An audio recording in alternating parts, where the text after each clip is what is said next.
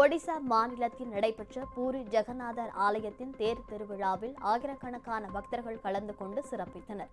ஒடிசாவின் புனித நகரமான பூரியில் புகழ்பெற்ற ஜெகநாதரின் ரத யாத்திரை விழா நேற்று தொடங்கியது.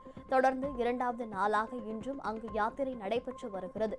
இந்தியா மட்டுமின்றி பல்வேறு வெளிநாடுகளில் இருந்தும் பல்லாயிரக்கணக்கான பக்தர்கள் வந்து யாத்திரையில் பங்கேற்றுள்ளனர். ஒடிசாவின் பூரி நகரில் ரத யாத்திரை தொடங்கும் அதே நாளில் திருச்சியிலும் ஜெகநாதரின் ரத யாத்திரை தொடங்குவது வழக்கம். அந்த வகையில் நேற்று மாலை நடைபெற்ற ரத யாத்திரை நிகழ்ச்சியில் ஏராளமானோர் கலந்து கொண்டனர். திருச்சி அண்ணா சிலையில் இருந்து தொடங்கிய யாத்திரை காவிரி பாலம், மாம்பழச்சாலை, அம்மா மண்டபம் வழியாக சென்று ஸ்ரீரங்கம் சிருங்கேரி மண்டபத்தில் நிறைவு பெற்றது.